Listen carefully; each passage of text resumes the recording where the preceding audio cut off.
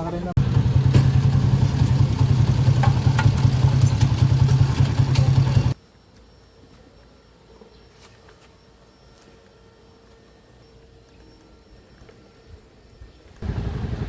Renta kami na itong Yamaha Mio. Try natin na i-explore to sa island. Yeah.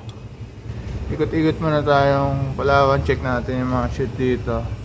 Tingnan natin yung potential na itong motor na to. Tsaka potential na itong Palawan dito sa pinaka main city.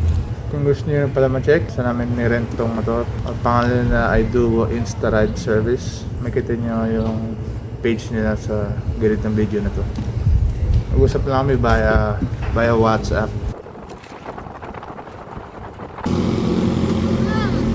Hindi ko lang kung may sira yung hanginan nito o what. Nagbibip yung gauge.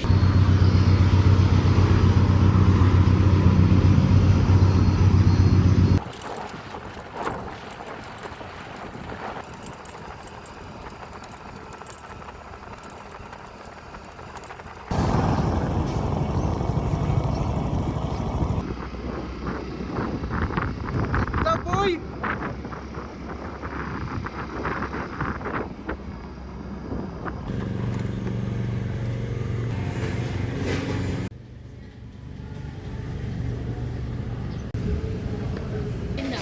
Ayan na. May susunogin ka, boss? Huwag ka magsunog dito. Wait lang po, kunin ko po. Ay, wala yung lighter mo. Nawala ko kanina, pero kunin ko po. Sige, sige. Babantayan ko to. Sa paa. Nagpapaa ako dati, kaso bumabaho kasi to. Sinuot ko siya 2 years. Kaya never ko inubad. Tunog nga, ano. Ito pong nasulat. Ano yung boss? Kinuha mo? Sinisit mo yan? O siniscore yan?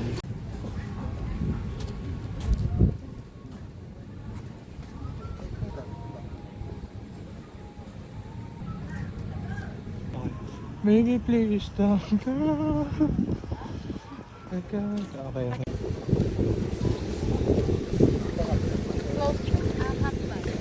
Hawakan mo muna. Pilit ako na. Kung masyado. Yun.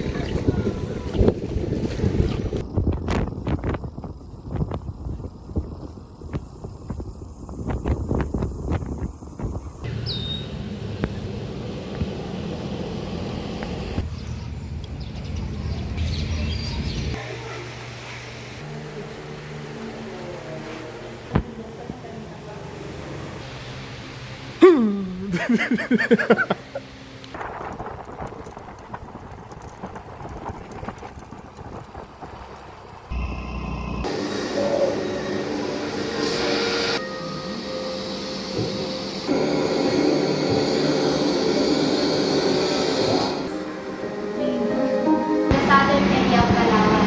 Sila po ay isa sa 10 indigenous tribes na meron po tayo. Yung nasa taas po, ito po yung Manalo year 2023. At ito po yung isa, yung mga art sa mga ritual po ng ating mga tagban. Isa sa mga artwork niya po, have a ritual which is called Pagdiwata. Yun naman po ay ginagawa po nila every full moon, kung saan sila po ay ang ilan sa mga tribes po natin na nakatira pa rin po until now in the rainforest. Actual size nila yan? Yes po, mga 5 feet lang po sila. Wala na ang lahat ng bagay po or beaches sa mga around beaches po sila. Yan, lulutuin nila sa harap mo rin. Pili tayo na ito, parang masarap to isabay sa ano sa iyaw. Yun lang oh, katabi lang oh. Ayun oh. Tsaka uni.